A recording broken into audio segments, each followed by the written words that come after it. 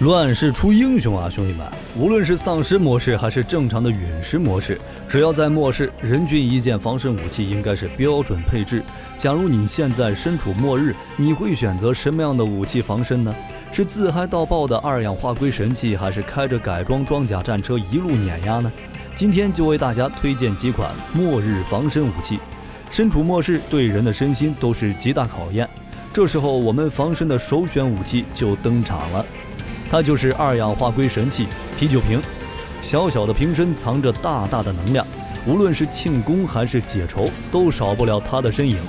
而且遇敌时还能随手抄起攻击敌人，杀伤力100%，是末日初期的必备首选武器。而同样在短兵器里，除了啤酒瓶以外，我们平时能接触到的也就是一些匕首呀、菜刀呀、短棍之类的武器。在这里我就首推一下短棍吧。短棍别说是在末日，就是在当今社会都是一件相当不错的武器。短棍不同于大砍刀，我们能更容易的获得，并且短棍在对抗短刀和砍刀时有优势，不但入门简单，而且实战强，非常适合普通的民众。在世界众多短棍技术里，有名的当属菲律宾短棍。现在好莱坞电影中精彩的打斗场面，85%都是运用了菲律宾武术。菲律宾短棍又名菲律宾魔杖，是菲律宾武术系统中的一种器械，是由古代菲律宾刀剑搏击术所演变出来的一种兵器技击法。到现在共有3个门派，分别为 Arnis、Escamilla 以及 Kali。菲律宾短棍可单棍或双棍使用。你要是真学会了菲律宾短棍术，真到了末世，你估计能在基地当个小头头。因为菲律宾短棍套路简单，威力奇大，讲究简洁有效，务求一个快字，用最快的速度去制服敌人，一棍敲晕、敲死敌人都不在话下。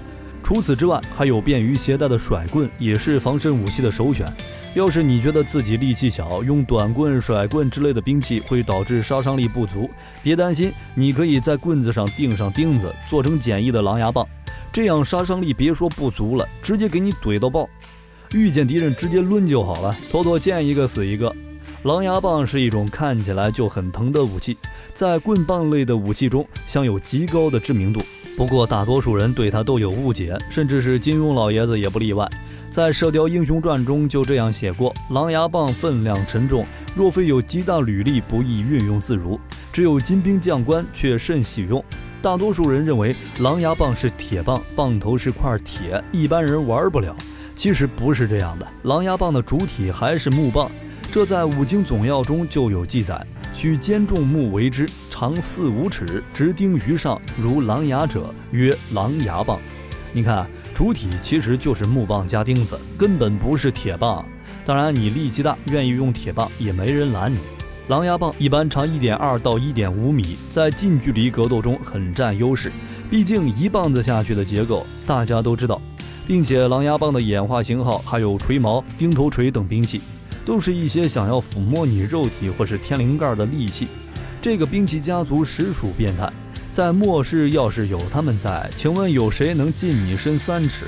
在末世，除了上述大多数人都会选择使用的钝击类打击兵器外，一些武术世家或是有条件有收藏的家庭中，他们往往会选择一些刀剑枪械类的武器。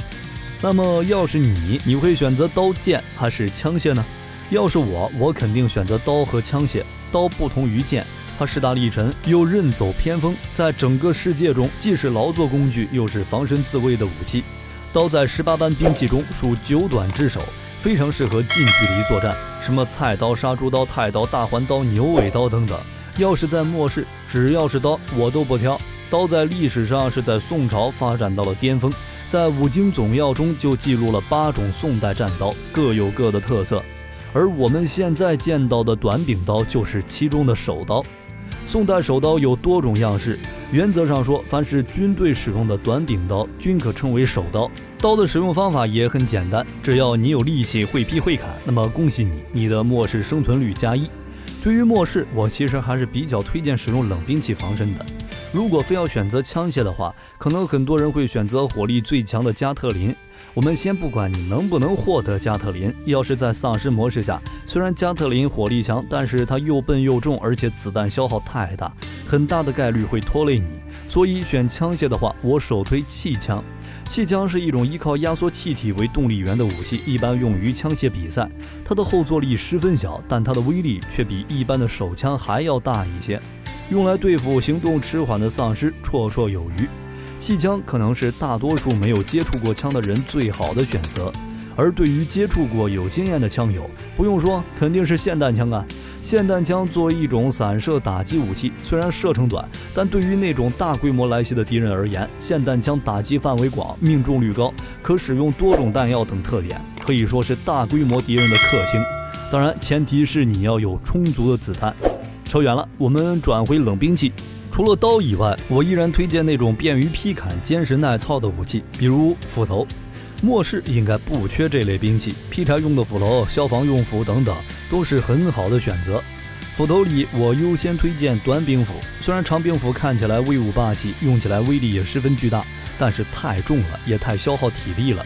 你要是资源充足，固守在一处，到时候可以选择这类兵器。而短柄斧就不同，不仅便于携带，而且还能远距离的攻击敌人，像维京战斧、法兰西斯卡战斧等都可以当投掷武器来使用。武器差不多了，冷热武器都有了，末世你肯定要出门吧？